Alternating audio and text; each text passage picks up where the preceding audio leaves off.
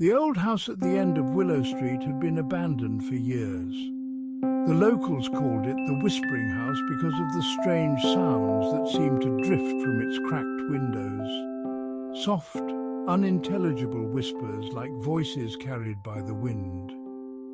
But the wind didn't blow that often, and there was no breeze when the whispers started.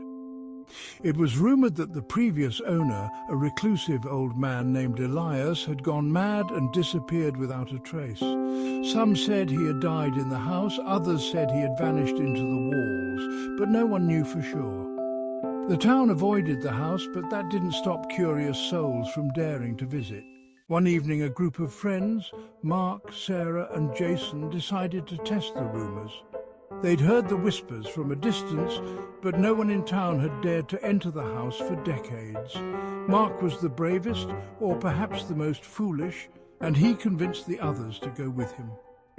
As they stood at the threshold, the door creaked open on its own, as though inviting them in.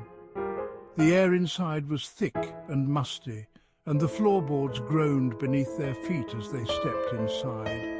They turned on their flashlights, their beams cutting through the darkness.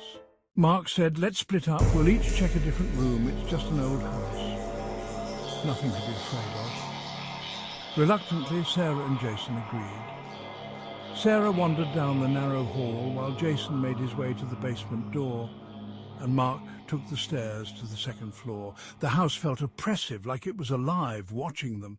As Sarah walked through the hallway, the whispers started. Low and soft, but clear enough to make her stop in her tracks. They seemed to come from the walls themselves. "Get out! Leave!" She froze. Her heart raced. She wasn't imagining it. The voice was too clear, too distinct. She turned to leave, but as she did, the walls seemed to stretch, elongating, pulling the hallway further ahead. She was trapped. Meanwhile, Mark had reached the second floor where the whispers grew louder.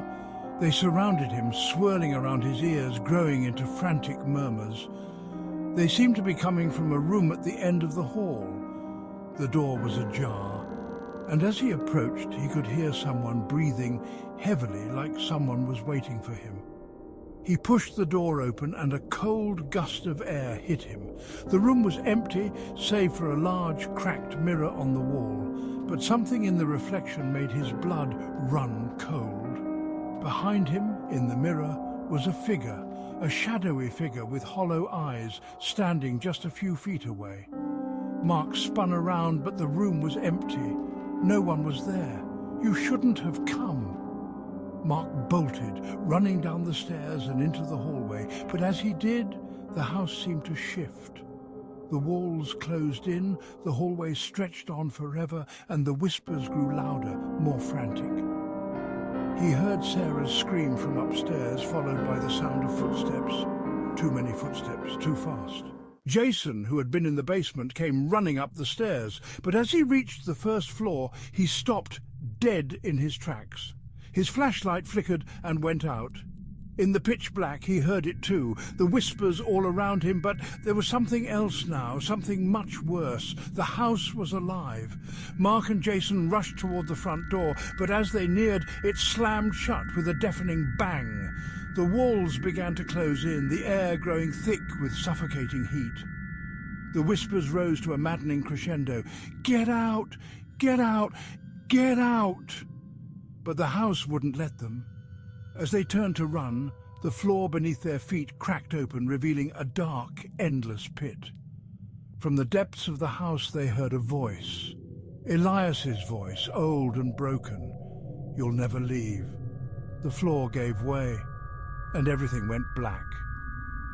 The next morning the town awoke to find the house standing eerily silent.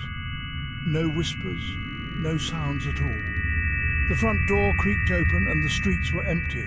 Mark, Sarah and Jason were never seen again, and the house at the end of Willow Street was still whispering.